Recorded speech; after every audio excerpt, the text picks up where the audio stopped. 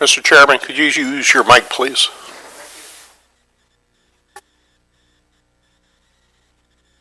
Thank you. Next up is public comment. Any public comment? Yes, ma'am. State your name, please. My name is Crystal Pfeiffer. I'm from Hanover. I'm here to ask for your approval for the Parks and Recs Department board position that's coming up. I believe that I'm a good candidate for that position. My family absolutely loves the parks.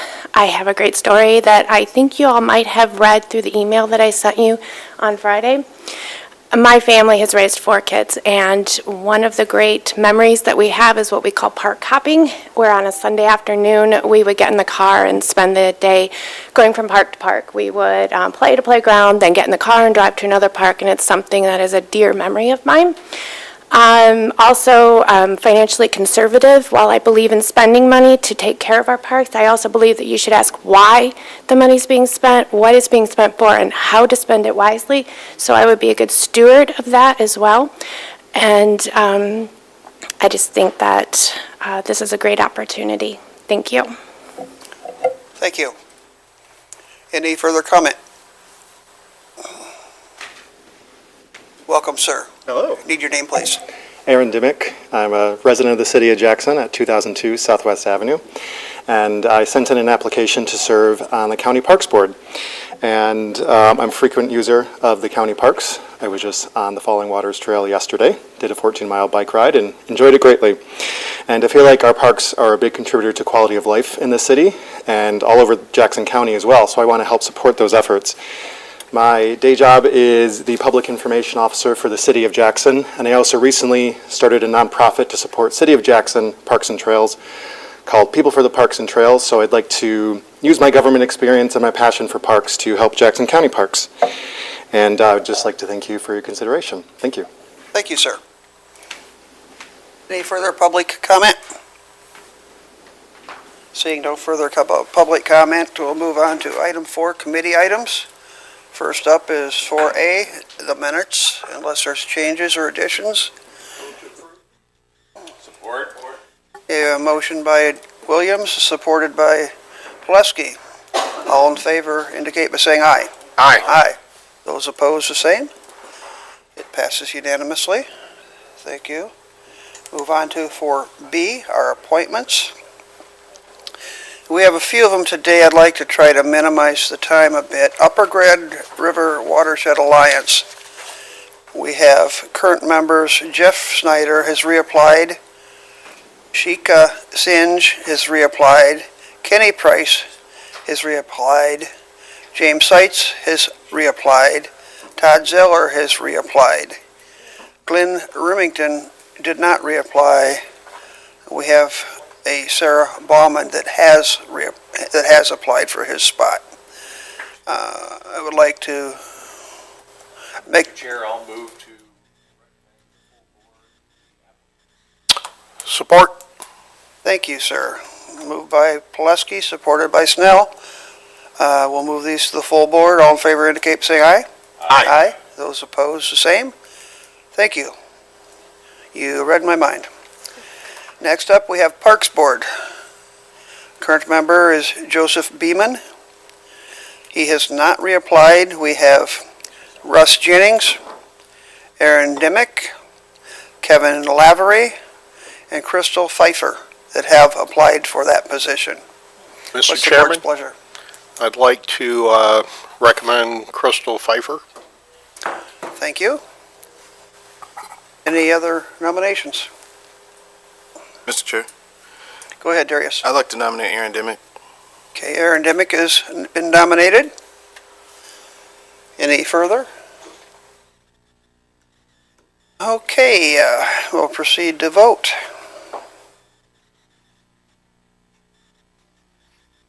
Do a roll call.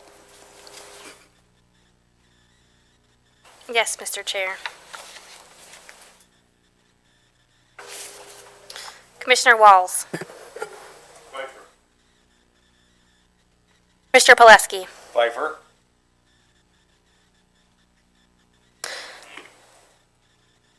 Commissioner Snell.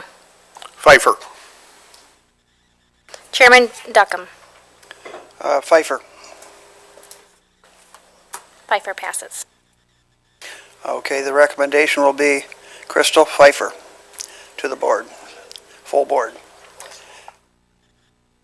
Economic Development is the next committee assignment. It's a public seat. This, as I understand it, is to correct a previous error. And it was, I believe the explanation was it was just wrong year used for the term. Cynthia Richardson had applied.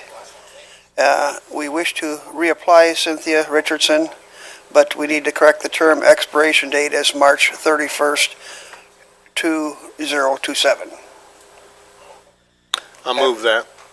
We have a motion by Snell to support this. Do we have support? I'll support that. All in favor of this appointment, please indicate by saying aye. Aye. Those opposed? Passes unanimously. Thank you, Board. That will be our appointments for this month. We'll move on to 4C, our finance report. Welcome, Cecilia.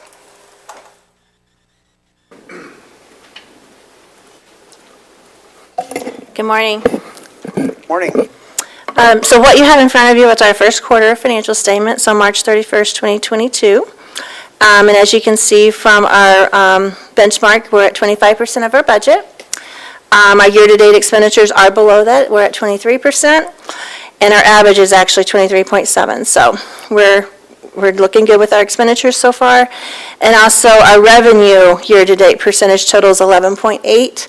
And as you can see, our average 3-year percent total is 10.8. So we're even above with our revenues. So are there any specific questions anyone has on our financial statements? Questions? Tony? Thank you, Phil.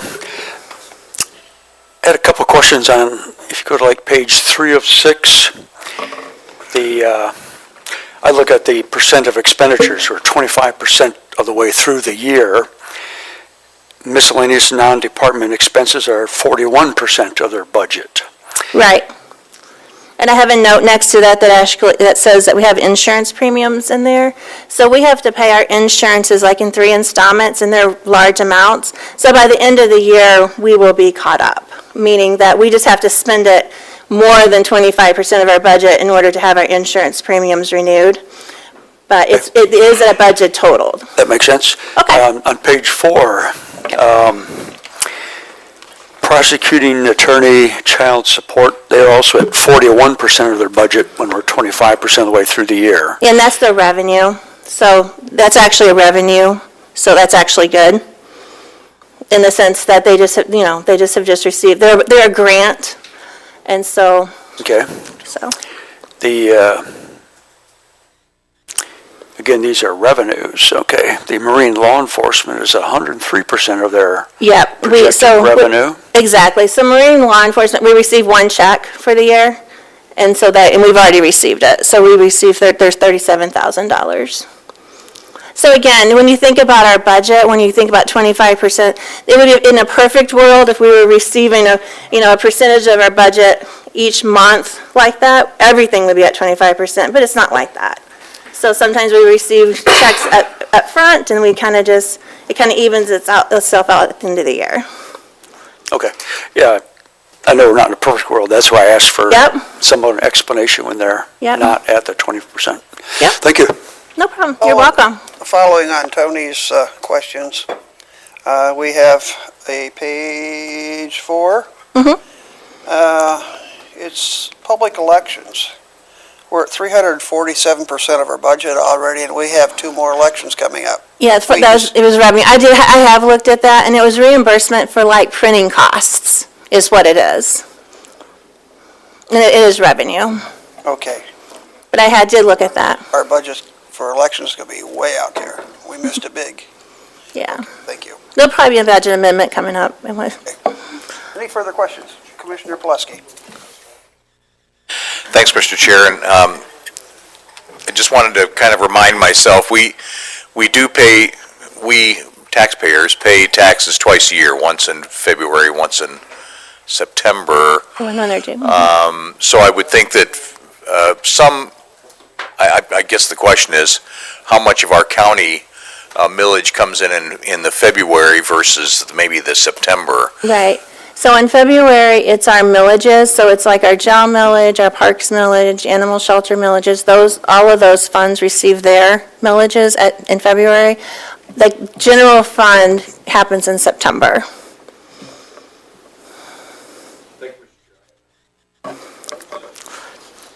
Any further questions? Need a motion support to accept the monthly finance report? Motion and support. All in favor indicate by saying aye. Aye. Those opposed? Passes unanimously. We'll move on to the second finance item, 2022 budget amendment. Okay, so this is our first quarter budget amendment. There were some revenues and expenditures that I went ahead and needed to adjust. Are there any particular questions on this budget amendment? Questions? Not, I need a motion and support to approve the budget amendment and send it on to the full board. Motion by Snell, support by Pileski. All in favor indicate by saying aye. Aye. Opposed, the same. Passes unanimously. Okay. Thank you. Thank Great you. report. Move on to equalization. Professional services contract. Good morning. Good morning. Well, in the past, we have contracted our commercial industrial studies for the prior 2 years, and we've done a one-year contract for that. So I'm looking to get approval of a 3-year contract so we can move forward on having to do this every year. It is something we're required to do by statute. So yeah, is there any questions on the... Questions on equalization department? Commissioner Pileski. Thanks. Just some background, Joseph, so I understand. Is this because they have the proper level assessors at this firm, or is it just kind of to buttress the work that you're doing currently? So it's actually in lieu of us hiring employees to do this. So they're our feet on the ground, and then they put all that stuff remotely right into our system. And then this specific firm allows me to monitor their field staff and everything digitally, so every night I can get an update of where we're at. So it ends up working out really well, but yeah, basically they're replacing 1.5 employees.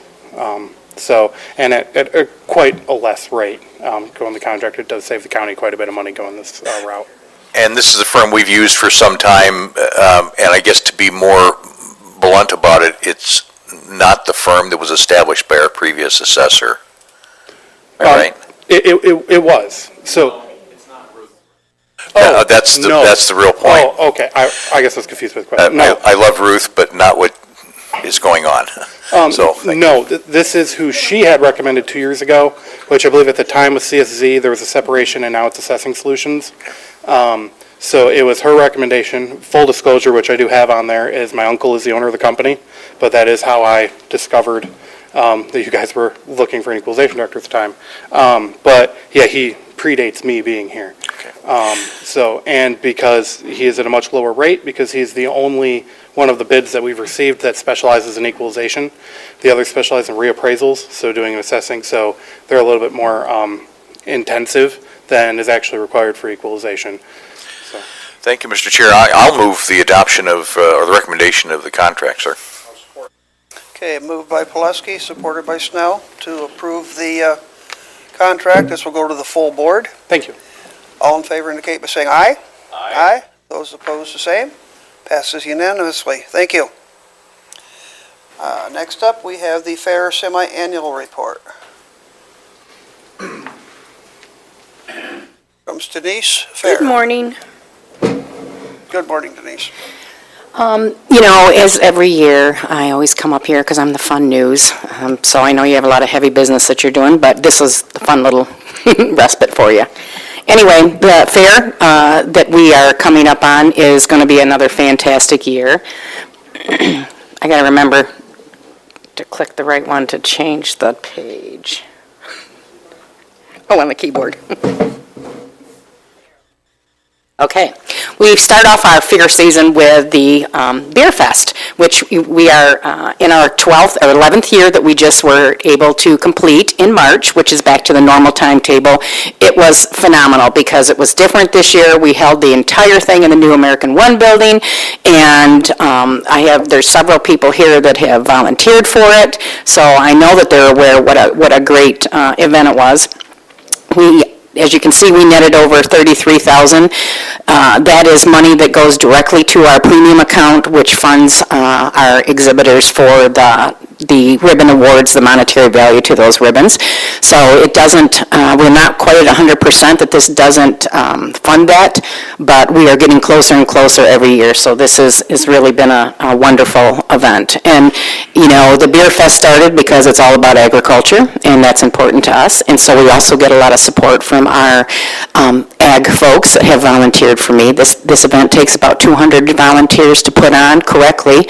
We did kind of, with still COVID wavering a little bit, I think we had some volunteers that weren't able to make it, but so those that were there worked super hard.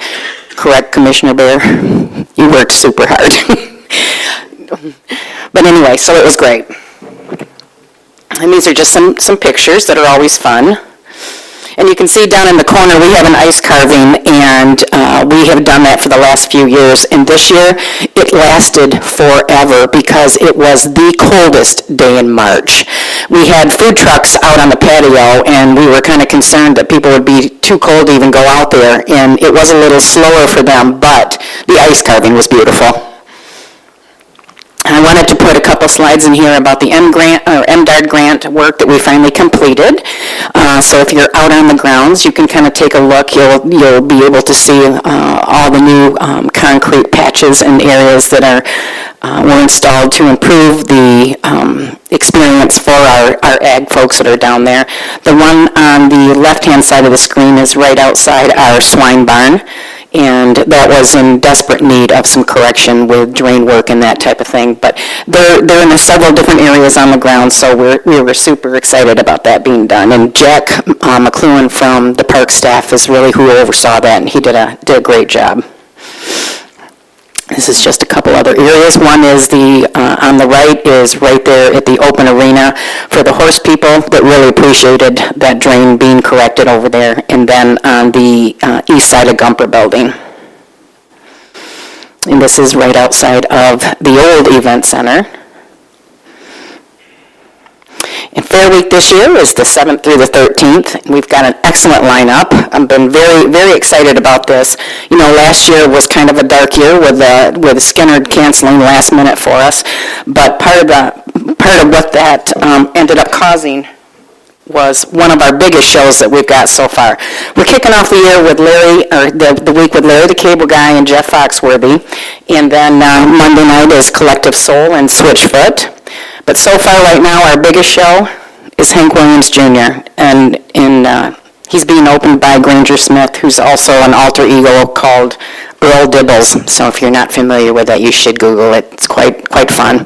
But anyway, Hank Williams folks actually stepped up within hours when we found out Skinner canceled, and they were willing to see if they could work it out to take their place, and we weren't able to because his band was in one side of the country in studio and he was on the other, and so we weren't able to make it happen in 2 days, but it kind of opened the door for conversation, and this has proven to be a really, really good choice.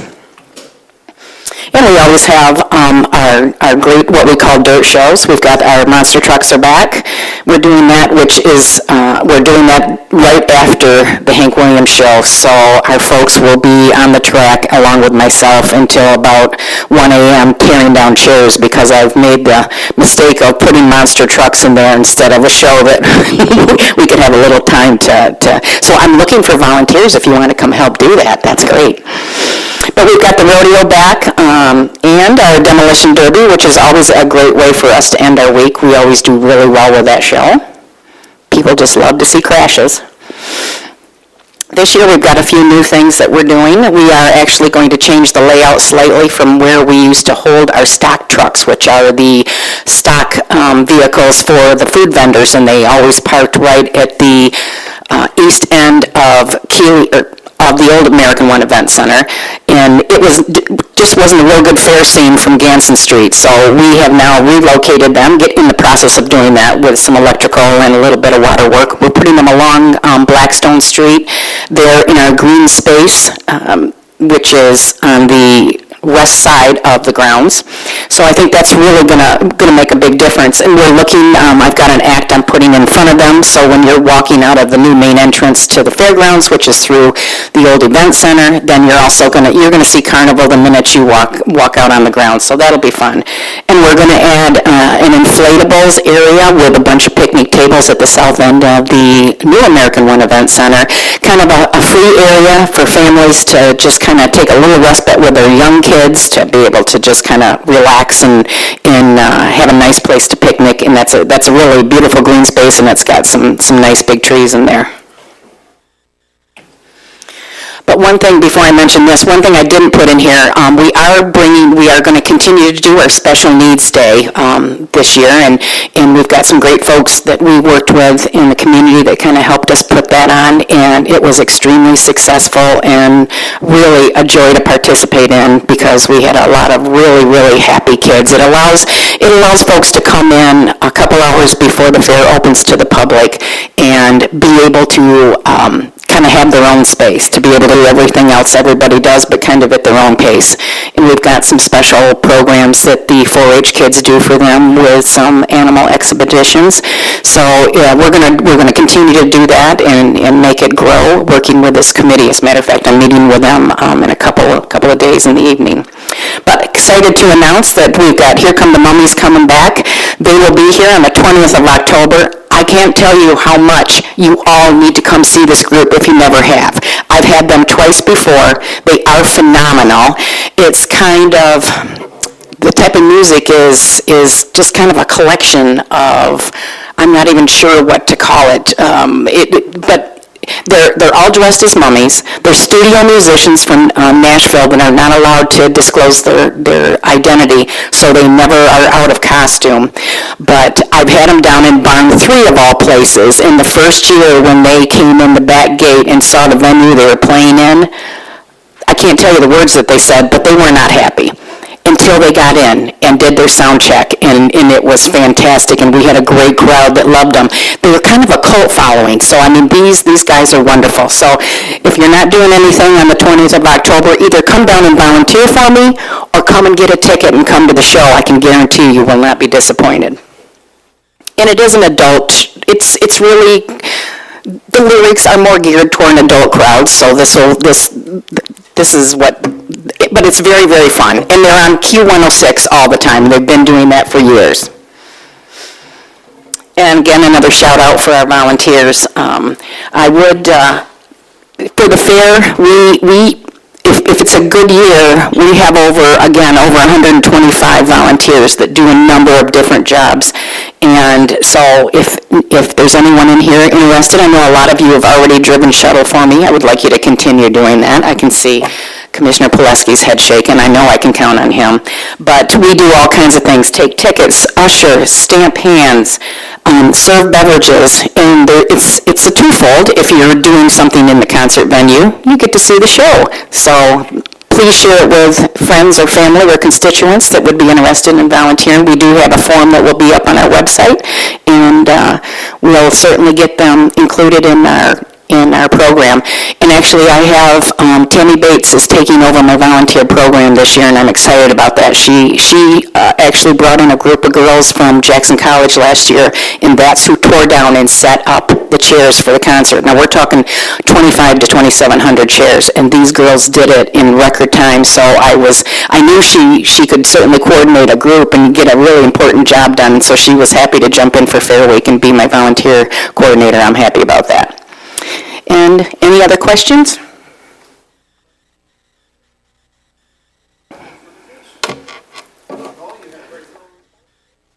Thank you. Go don't you have an event on May 21st at the fair from 8 to noon? How silly of me to have forgotten the spring plant sale, which is very, very important. So if you were getting your yards ready, like I'm sure we all did this past weekend, please consider coming down. I can think there's several people on this board that can vouch for the products that you will be able to purchase. Thank you for the reminder.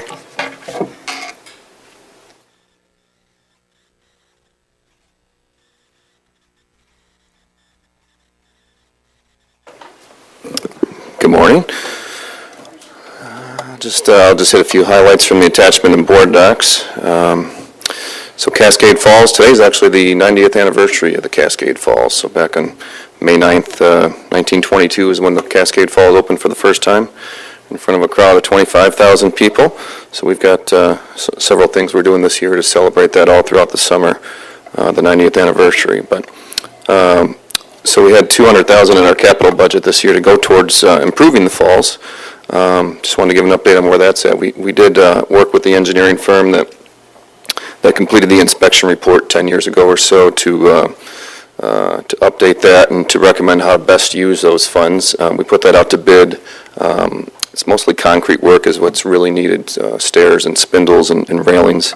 And unfortunately, we didn't have anybody bid on that this year, so we're looking at ways to increase the scope and try again for this fall or next spring. But there's some ARPA funding coming through the state of Michigan here that's designated for parks. Probably in September is when that's going to be released, and that's for a backlog of renovation projects. So that'll probably be a good fit for the falls to apply for that. Pickleball project, so between the DNR Trust Fund grant that was recommended in December and the campaign with the Pickleball Association, we've raised over $600,000 for that complex. So we're underway for design currently. We're still awaiting the project agreement from the state, from the trust fund, but once we receive that, we can put it out to bid and hopefully start construction this year. If all goes well with receiving that project agreement, and hopefully we'll have that for the June cycle for a resolution of support. It included a list of all of our projects for 2022 in there. We've got some noticeable improvements to several of our parking lots and drives planned for this year, a couple of boat launch projects that we've come here for approval a couple times for. And just some routine maintenance projects. We're really focusing a lot this year on some of the smaller stuff, I guess, for lack of a better term, but we've done a lot of larger projects the last couple of years, and it seems like that the smaller stuff kind of stands out more, the more large improvements we do. So we've got about 200 tree stumps that we're removing this year. We're looking at all of our guardrail throughout the park system to see, number one, if it's even necessary, but if it can be repaired or replaced or removed, and just focusing on some areas of blight like you saw. Those pictures of Vandercook Lake with removing the former ball fields that haven't been used in a while.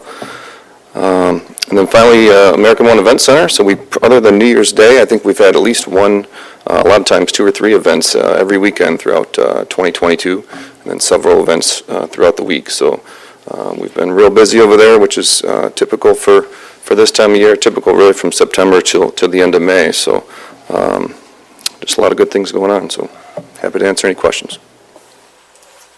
Questions for Kyle? Darius? Thank you, Mr. Chair. Just real quick, I think it was maybe a year ago, maybe even 2 years ago, that we talked about if I remember correctly, some electrical issues under the falls. I think it was maybe with a pump or something. Was that rectified? Yes, that was middle of summer of 2020 when that was repaired, yes. Okay, thank you.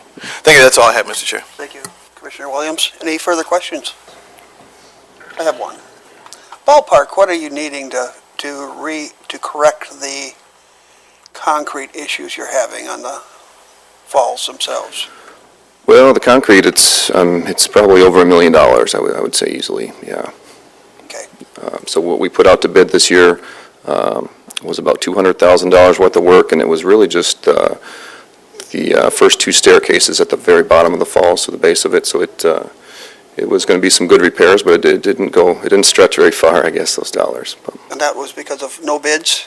no bids. It's very unique. So we talked to a lot of the contractors that we thought would bid, and it was just too much risk. They weren't sure they would, they can make they're more guaranteed to make money on other projects than this unique type of work. So, but if it's a larger scope, then it'll be more attractive. So in your opinion, to get that done, the part that we can't get bids on, if we package the whole thing together, would that fly, do you believe? Yeah, I do, yeah. Okay, thank you. Mhm. Good report. Thank you.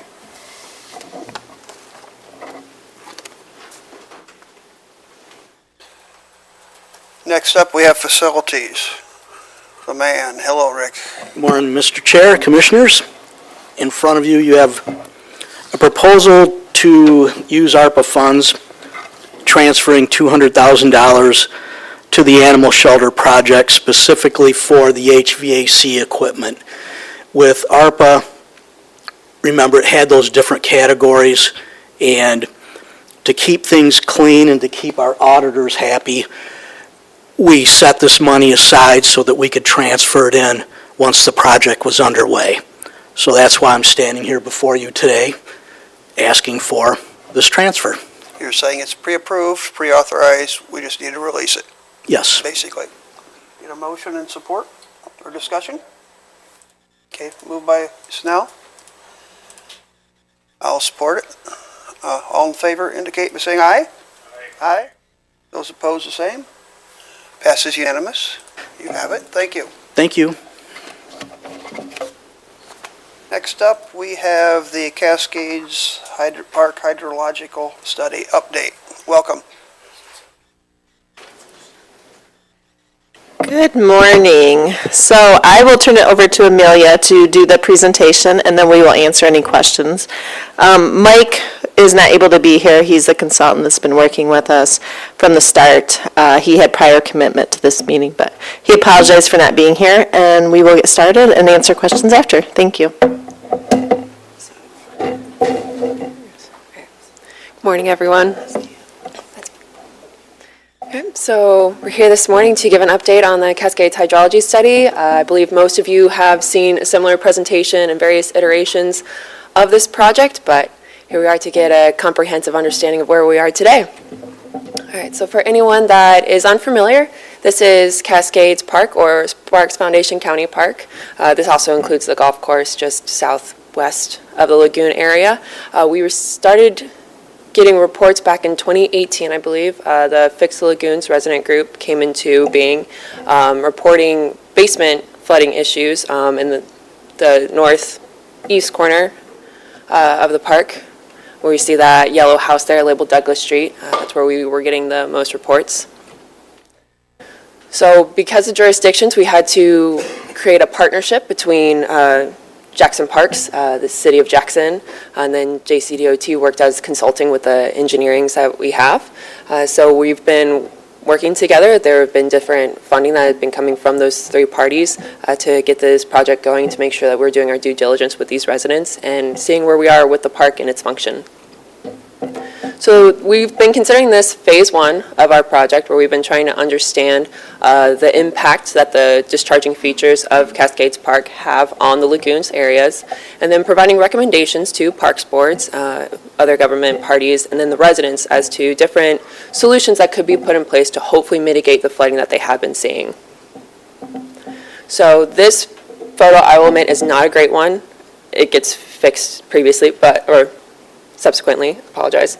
But this is where Douglas Street is, and this is to show the topography of the area. Essentially, we see the homes that have had the largest issues kind of in a sag point coming down from High Street and north of Kibbe. It's shown better here, where we have red being our higher elevation areas, and then the darker blue, like where the lagoons are, that's your lower elevation. So we've kind of got a sag point, like I mentioned, a valley that is unfortunately funneling surface water down to this location. It has also resulted in what we are calling a groundwater divide.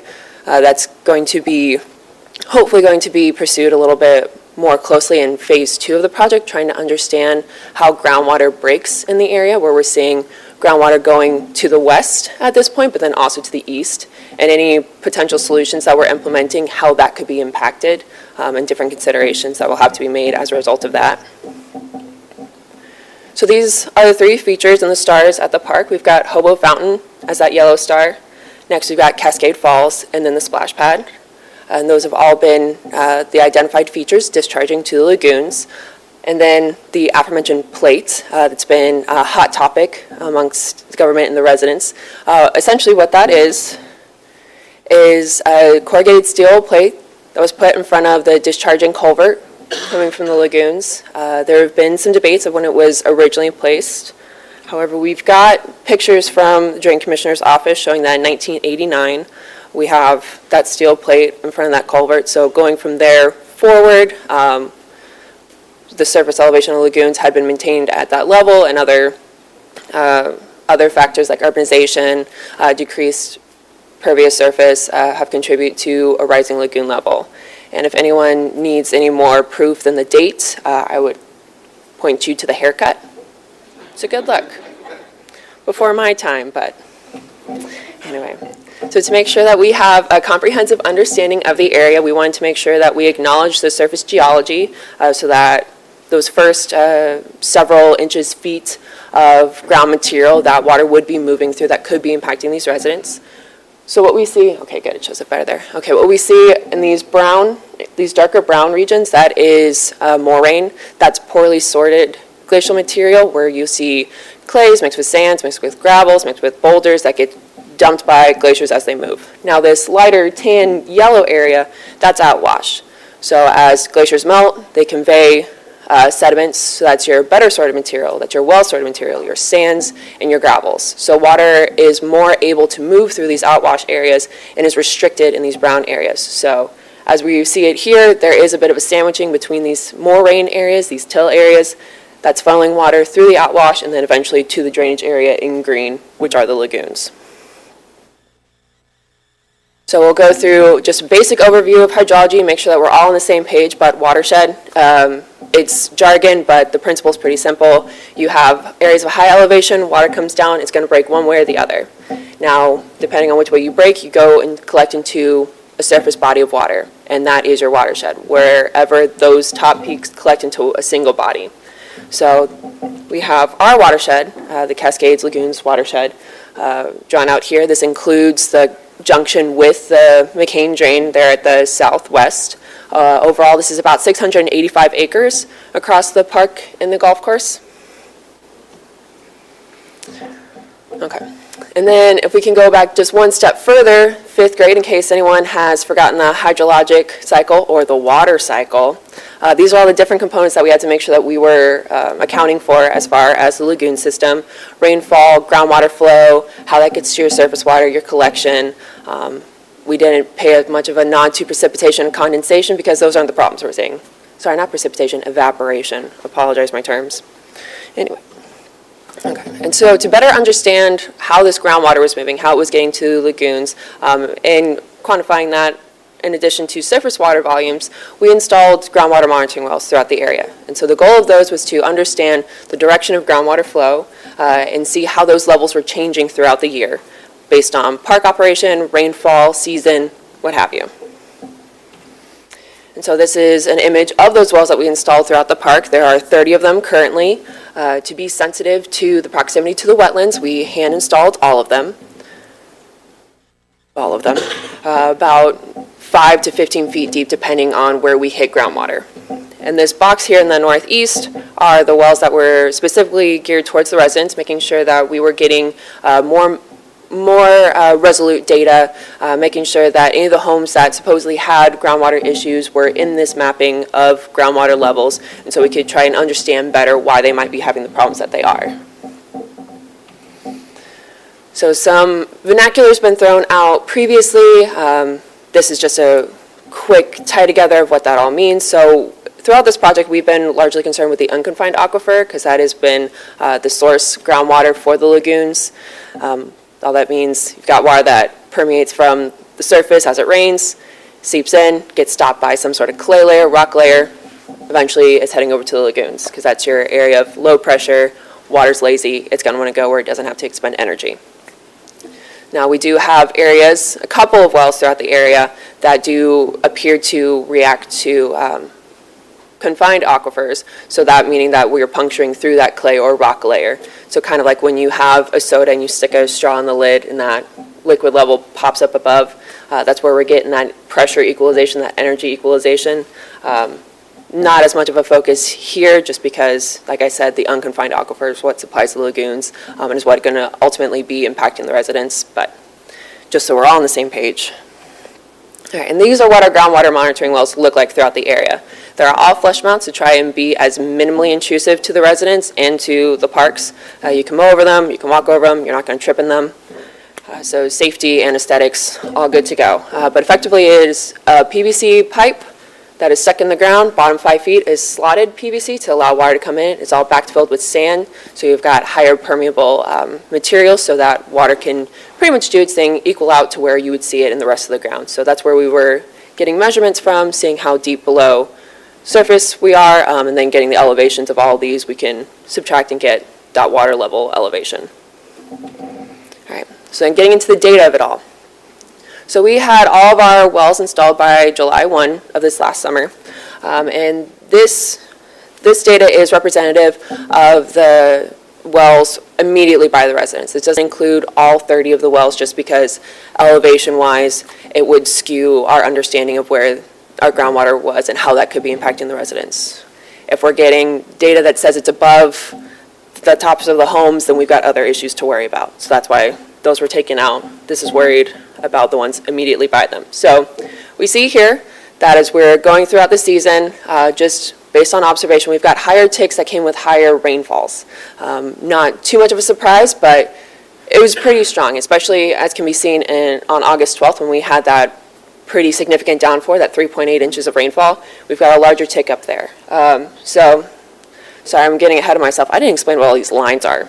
All right, going back. Bars, precipitation. Our orange bars are our precipitation that we measured throughout the summer.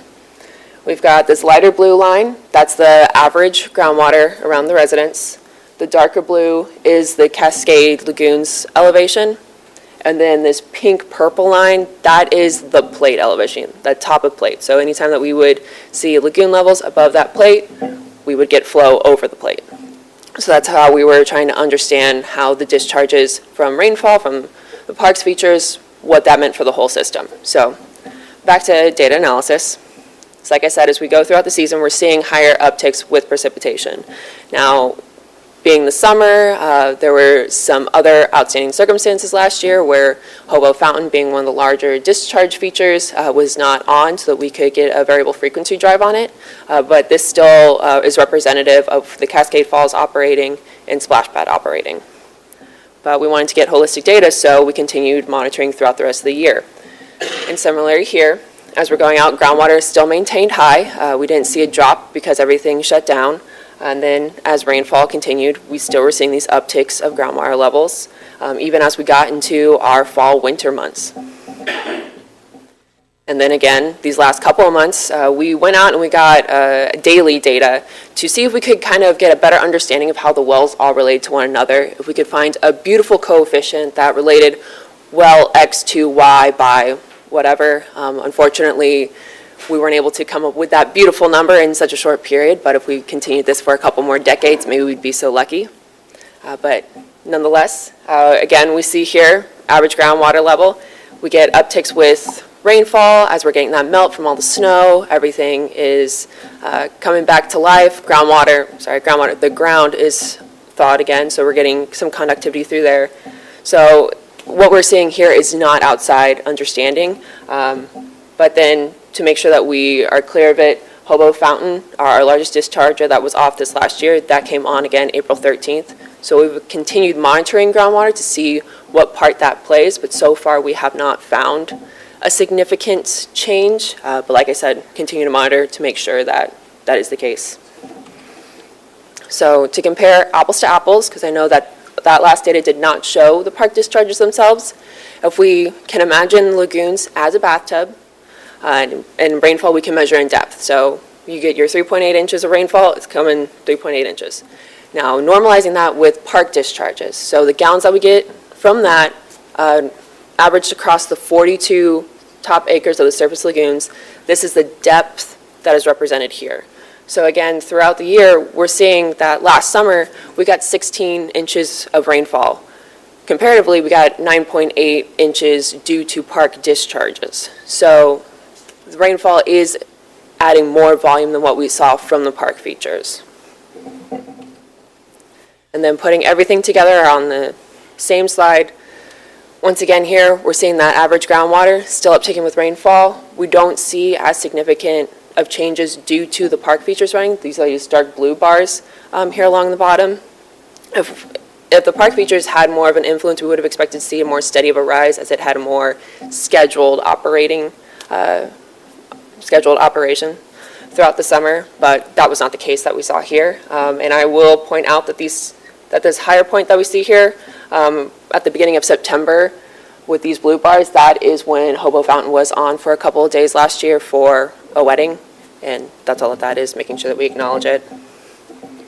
So the conclusions that we have gleaned from this data so far is that we have not seen a strong influence from the park features on the surface water of the lagoons nor the groundwater that the residents have been seeing.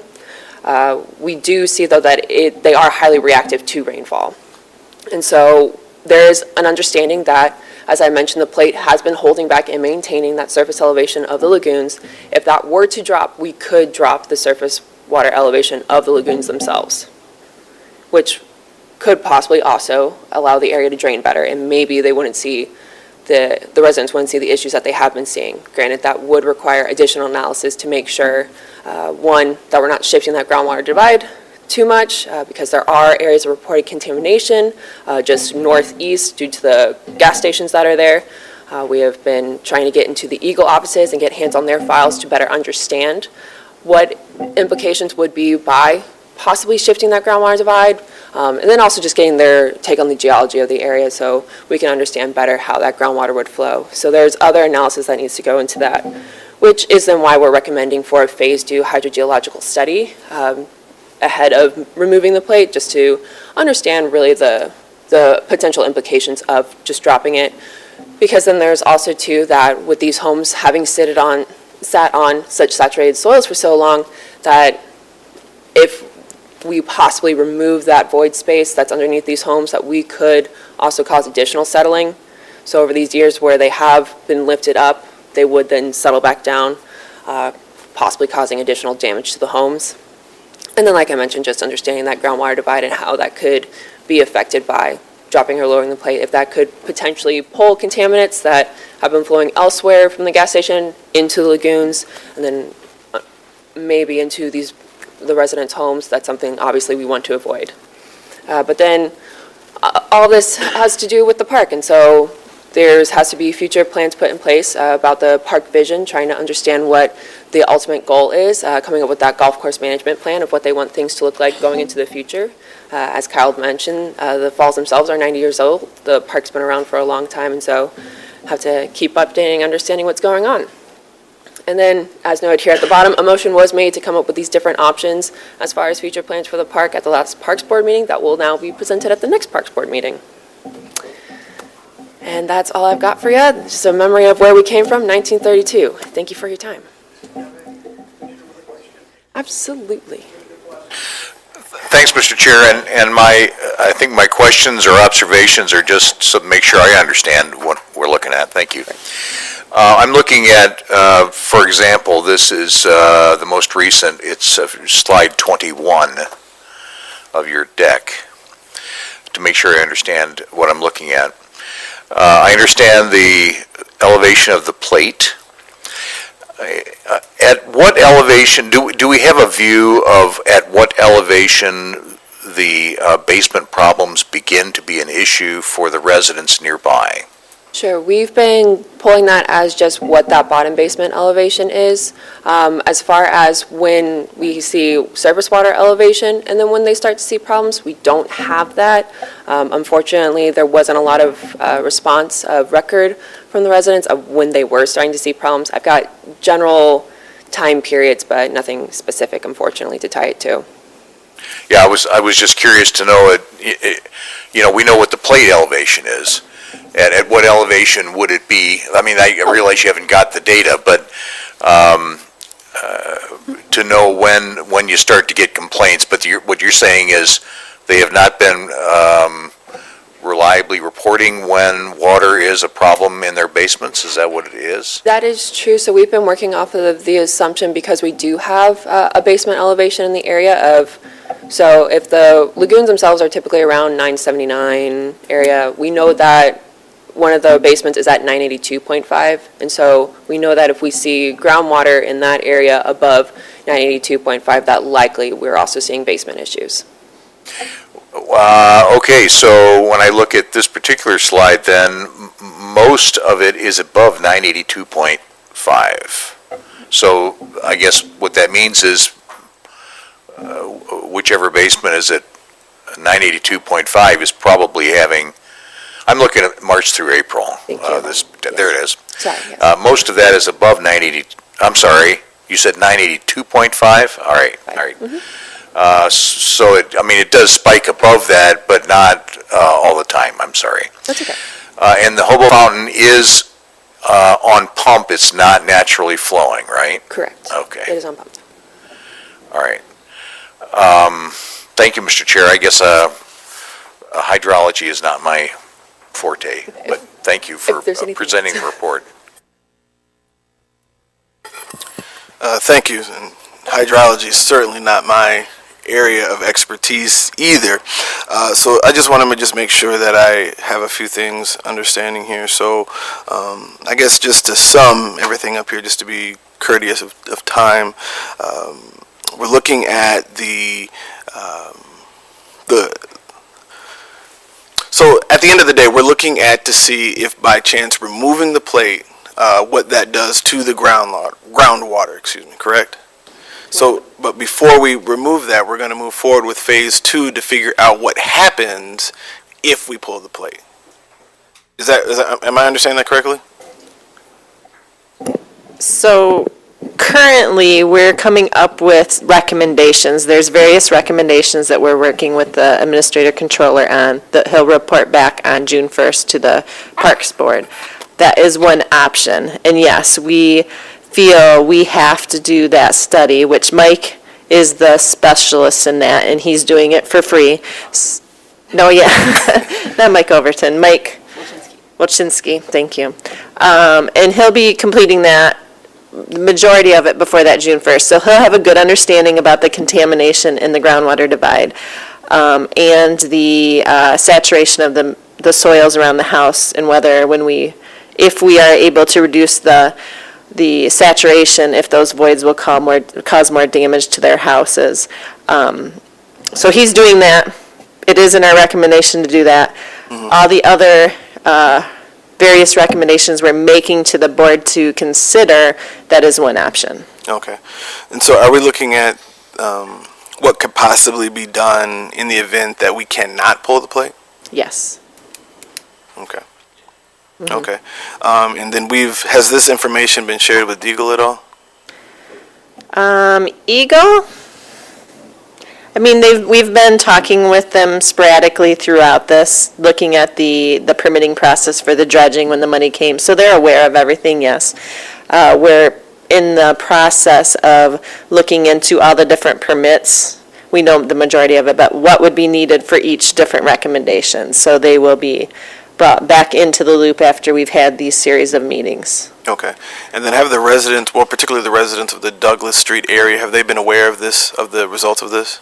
Yes, we had a meeting at our agency last Thursday from 6:30 till about 8:30 with them. Okay. Presented this and then tried to answer as many of their questions as we could. Okay. And then my last question is, how far, if I have my directions correctly, how far, I guess it would be east, I think, do we have wells? So I guess the side of the street where the gas station is, how far, what is that going, that's going east, correct? The side with the gas, so. With the gas station? Yeah, yes, that's on the east side, correct. Okay, so how far east do we have wells in that direction? Going down Douglas Street, we've got. 6, I'm sorry. You can pull up this map, show Yeah. Sure, that would be helpful, wouldn't Cover it? the wells that are on that site that Eagle has. Absolutely. So, on that east side of the street of West, where we've got all the way out to 13, giving you an exact, that'd probably be about 400 feet or so. Okay. Sorry, I don't have a better number for you offhand. No, that's fine. So round figure 400 feet going east. Mm-hmm. So what is, and maybe, and if I missed it, I apologize, Okay. but what is the ground level water at the farthest well going east, whereas it is to the closest well to Douglas Street? I'm curious what that difference is. Sure. So offhand, I don't have those exact numbers for you, but just going depth-wise off of. So if we're looking, say, well 4, I'll find water elevations about 4.5 feet, 4.3 feet below ground, all the way to 13, where I'm more likely to get about 5.5 to 6 feet. Okay. And I said this was my last question, but as I'm thinking, I'm thinking of more questions here.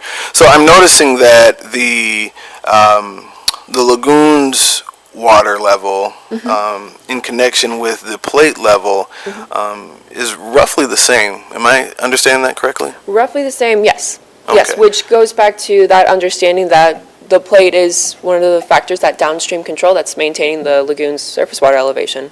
Okay. So, and I'm sure that the study, phase 2 study, would then look at, in the event that we pulled the plate, what then happens to the water downstream? Yes. Okay. Yes, absolutely. Okay. And where does the let out at? If we pulled the plate, how far does that go down? Sure. The water, the drain there, Wait, The surface level? How far? surface level. Yeah, so roughly, right now, the plate's holding back about 6 or 7 inches of water. Okay. Now, provided that there isn't any sort of below surface landform that could be holding things back, we're believing that we're somewhere in that 6 to 7 inches of dropping the surface elevation by removing the plate. Okay. Granted, that's part of something that we would understand better in that second phase. Okay. And then where does it let out at? All the way down, yes, so I will go back to that, sorry, very beginning. Okay, so the over the plate itself or the whole system? The whole system. Whole system eventually gets to the McCain County drain. McCain County drain. Okay. Yeah, so it's off site here at that south. That, For your second slide has it, doesn't it? does it? Yeah, maybe not. yeah, it doesn't, sorry. Oh. It's fine, but eventually, yes, it connects into the McCain County drain. And so Okay. we were in discussions with the drain commissioner as far as capacity. It's the fish that shows it. Oh, the fish shows it? I think you can see it in the fish. If you'll, yes, that's correct. Okay. This is why she's the director. So it seems as if, yeah, and I, as well as several other commissioners, back in 2018 have suggested that pulling the plate may help us with this issue in terms of the Douglas Street greater area. And so that would potentially be the most economically cheapest way to fix this issue, so to speak, right? But I guess my concern is, as well as, although my priority is making sure that the residents of my district are being relieved from this issue, but what I don't want is to continue to just pass the bucket from 8th district, I guess, down then to District 5. And so I'm curious if, will we have, or do we currently have a well that can measure water down in near McCain versus, or right at where the plate would be pulled? So that, can we know that number now by chance? So throughout the whole park, apologize again, we'll go back here. Yes, so throughout the whole park, we have these wells just ahead of the junction with McCain. We weren't necessarily able to get out there, one because of rocks and then also the wooded area. But yes, we have these wells all along the area and have been monitoring them throughout the year to understand where they sit at and give us a better idea in the event that we do pull the plate, what could possibly happen and what that means for the capacity of the county drain itself. Okay. So you do have a well, or I'm sorry, a measuring well near McCain? Yes. Perfect, okay. And then prior to 1989, what was going on during that time? Do we have any historical documents on that? In terms, let me be more direct, I'm sorry, I'm all over the place. So they put the plate in, according to this, in 1989. What caused them to put the plate there? That's speculation, but the understanding was to raise that pond area around the Cascades Manor. Okay. To make it more picturesque.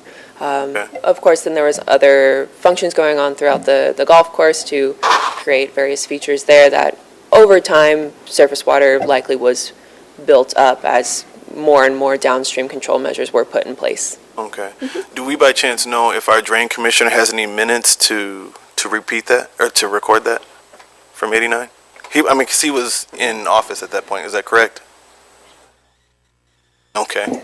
He was in office. He's the one that kind of provided that to Amelia, but Okay. we don't have any documentation to it. The picture's the most Is the, information we got. okay, okay.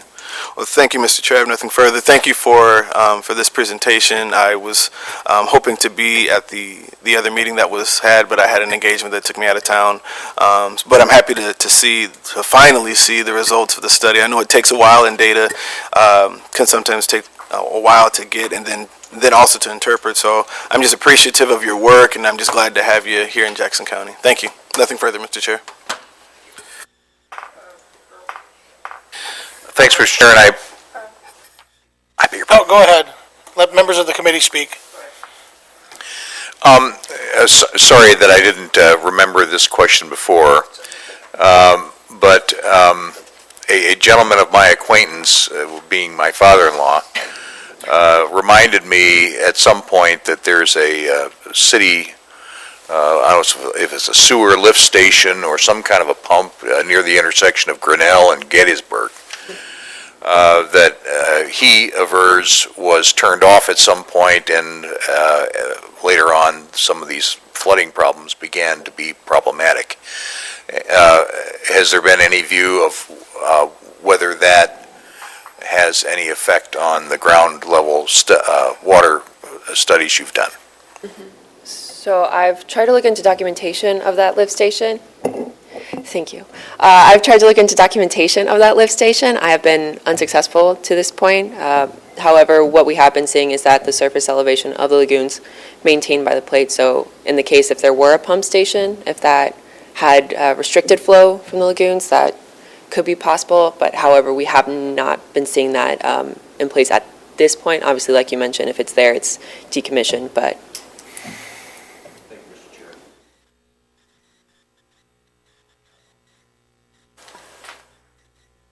Good morning. So I was going to go where Commissioner Pileski just went. If we are worried about equalization of pressure, wouldn't an equal reduction of water on the northern side of the pressure line also allow us to reduce the pressure on the southern side, AKA the pump station? If it was operating, would it not pull the plume that we're worried about at the gas stations toward that area instead of toward the homes on Douglas? And what would be, since you don't have access to document, I won't expect an answer now. I just give you that thought to consider as we go forward. The other thing I was going to bring up is that in the early 90s, under Warren Renando, the city did a feasibility analysis on those homes, and it was found that it was better off to waterproof all of the basements and include sump pumps that were draining into the city's stormwater system to carry the water away from there. My understanding is that some of those stormwater connections don't exist anymore, and people are dumping the water directly on their own lawns from the sump pumps.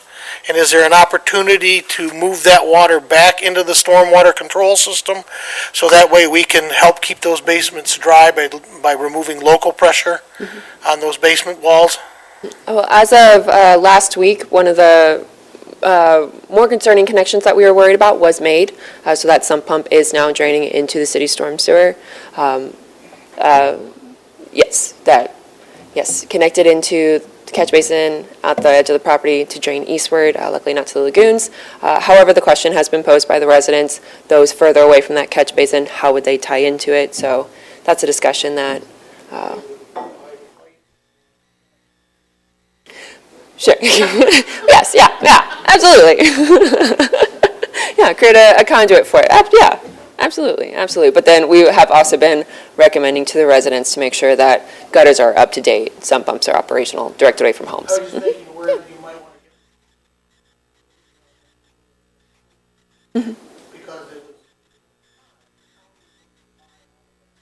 Okay.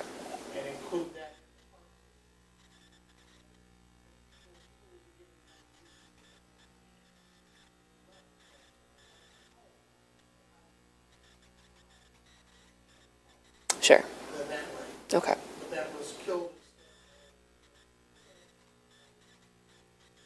Understood. No, thank you. I have a question. Commissioner Pulaski, we talked about the abandoned lift pump. Would your father know where to find that? The lift station can be seen clearly on Google Maps, just south of the intersection of Grinnell and Gettysburg. He's narrowly not capable of going out and showing you, but it's, I think if you drove by, you would see it. So what are we lacking, you guys lacking to bring that lift station into play? Just count our city records, or? We know there was a lift station there, it's been decommissioned. Yeah, we have to meet with the city engineering team anyways to talk about different things that were brought up at the residence. So we will, once again, try to get information about that pump station to find out when it was decommissioned and what the problems were or why they did that. That, and then we also will be approaching them to talk about their discharges to the lagoons and the sediment that carries from their systems into the lagoons that you can see when you travel out there and see the outlets. We need to work on getting some sort of cyclone system to get those stormwater discharged cleaned before it enters the lagoons. Okay. I have a further question. Observation, and probably so simple I'm missing it, but the highest water elevation that we have had is clearly well short of the lowest elevated home that's having water problems. So 988 was the lowest, or 986 was the lowest elevation. 982, right? Well, even around that 986, there are home elevations around 982. Yeah. So that is below. Mhm. The elevation we're talking about top by the sidewalk, or are we talking about bottom in the floor of the basement? Basement floor. Okay. Yeah. So it is possible this could do it. By lowering the plate or pumping it out? Possibly. Again, that's where we'd look to do additional analysis, but then also too want to make sure that the lagoons themselves are still flowing. Otherwise, they become a glorified detention pond collecting stormwater. We just heard this morning from Parks that the Cascades Park is, or the Cascades themselves is 90 years old. Here 90 years later, we find out we're flooding basements. It's a lot of time in between there where we didn't do it. Yeah. I don't think we are. That's all. Any further questions? Darius? Thank you, Mr. Chair. Two quick questions. Just kind of going back to one of my points. What is I'm trying to find it here on the map, but what is the most northern measuring well do we have?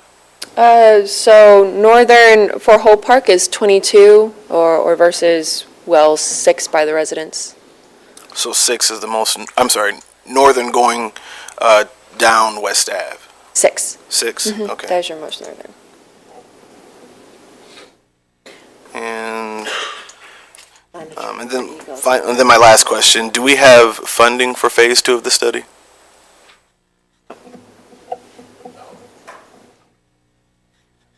Yeah. Mr. Chair, if I may. Let me just take a second to try to summarize a little bit, because it's a complex issue and it is expanded from since we initially, and there's a number of different variables here, outcomes that we're looking for. For one, the county had looked at the lagoons and dredging, 10 years ago? A long time ago. My mic is on. Since 1972. But, so, they had looked at that, so we have that issue there of the continual infilling of the lagoons, and therefore that means that much less open water, because back in the day, people were paddling and so forth in there. Not so much today, a lot more cattails and things as it's infilled. So we've got that issue, that's a Parks Board issue, and the Parks Board is struggling with what do we want that to look like? Do we want it to go back to return to what it was? How many millions are going to take to dredge? We had the state give us $1 million towards that effort of dredging. Okay. And of course, before we can do anything, we need a permit from Eagle, which we're in process of working towards that. And then we have another issue of these homes that came forward and said, our basements are being flooded and this and that and the other, and that's been going on for a long time. And then we're like, okay, are they connected? So the residents said that they believed our water features, the hobo fountain and splash pad and stuff, that we are adding more water to the lagoons and therefore flooding their basements. The study pretty much says, to date at least, that that's not true. The features that add water to the fountain or to the lagoons do not have an impact on those ground monitoring wells. Rainfall does. We kind of suspected that. However, there's another element where it gets, and Mike can speak to this, he's not here, but Mike speaks to this a little more. That's his area of expertise. And when they say groundwater, and you got to start to understand the terms, I think groundwater, I was thinking surface water, but that's not the case. Groundwater is underground, and then there's further groundwater down below. It's aquifer water, but we won't go there. So groundwater, Mike's talking about, is saying the lagoons are at this level, or they used to be at this level, now they're up to this level. So that creates pressure in the system around us. So if you lower the lagoons, the pressure up here, it has a steeper angle and therefore may flow faster away from the homes, potentially. We don't know. If we drop the plate, it'll be 6-7 inches reduction in the surface level of the lagoons. May or may not have an impact on those homes. We don't know. For future study to be done. But first, we have to have Eagle give us a permit to take out the plate and drop the lagoons. And then, of course, the Parks Board has to decide what they want to do with the lagoons. What do they want them to look like, ultimately? And because we have $1 million, which isn't nearly enough to dredge what needs to be dredged. If you drop the plate and it drops the surface level by 7 inches, that's an additional 7 inches you have to dredge to have the same depth of water in the lagoons. It will adversely affect the perimeter of the lagoons because the water is going to come down and maybe we'll see less cattails. But you also have less surface area in the lagoon itself, a wee bit, because it depends on the angle of attack to the water. And then there's one other element that I just heard about the last time. I've seen this thing 3 or 4 times. And that is up the gas stations. We know there's a contamination issue around the gas stations. Think of groundwater. Groundwater has pressure, and so that pressure is pushing against, one way or the other, we really don't know, and flowing or not flowing. If it's equal pressure, say at the gas stations in some kind of ideal way, it would hold that gas station plume right where it is. If we reduce the lagoons over here, and the water starts to flow away from the lagoons, well then theoretically, it could draw that plume towards the lagoons. So again, a whole lot more study has to go into because we don't want to make a problem worse. By the same token, the drain or the lift station that has been discussed a little bit, we got to find out what that is because I think someone said it, and that is if it's drawing water off, it could reverse the pressure and go a different way. Or perhaps it's already, since it's not even running, I've been told, I don't really know, it could be pushing water the other way. My whole point of saying all this is the issue is a lot more complex and getting more complex as we get to it. We are proposing, and we'll be going back to the Parks Board. They've asked us to come back in June with what we believe options are and ramifications, pros and cons to each of those. So we'll be coming back to the Parks Board with that. As far as money goes, given that we have $1 million towards dredging and that we have to have a permit from Eagle to dredge, we're looking at that funding source to help fund the study because we have to have a study or Eagle won't give us a permit. Is that a decent summary? You did a great job. Yes, that is correct. The $1 million, Kyle and I worked together to set that budget, and it's got $100,000 for testing, because we'll have to sample the material on the bottom of the lagoons to even be able to dredge. So testing and engineering to do that project, and then the rest of it is for actual dredging of the lagoons. We have a commissioner with a question. Commissioner Schnell? Yeah, so one of the issues that Mike brought up, training at 7 inches down, affecting essentially wetlands. Are now we going to have to do wetlands mitigation? Yeah, so through this Phase 1, we had an initial meeting with Eagle to discuss this, and their first take is basically the whole lagoon system is a wetland, and to dredge that, it would be impacting, all of the lagoon would be a wetland. It's not a third of it, the entire surface of it, so we'd have to mitigate the entire thing.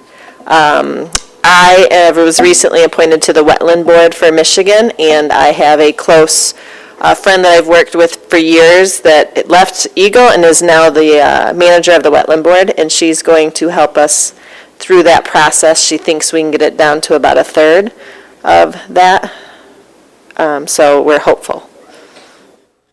But yes, you're correct. Mitigation will be a part of this.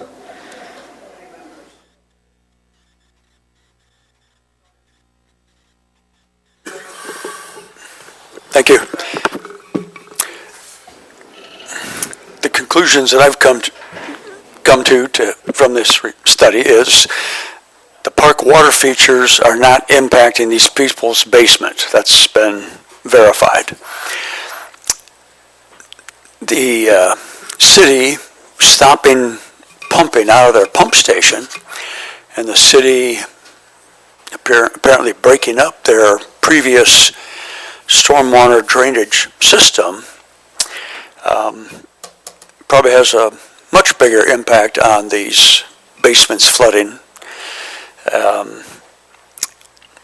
The time period at which the pumping station that the city abandoned, how does that correlate to the time period when the residents started complaining about water infiltration into their basements?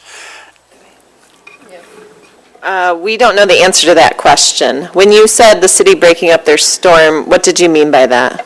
The Douglas project that just occurred, or?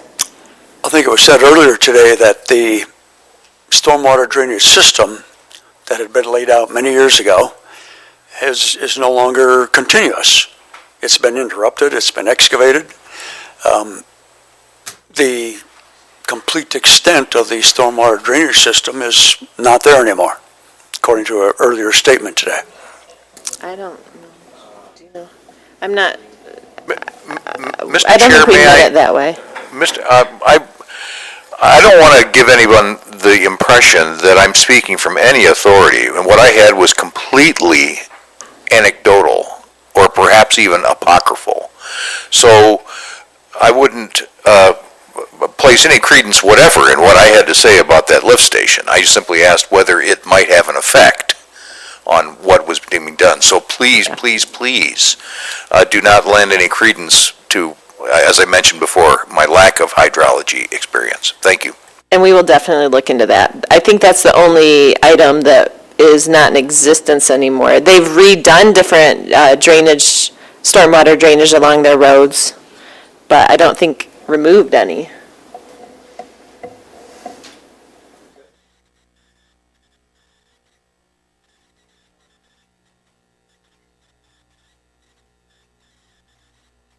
Thank you. Thank you, Amelia.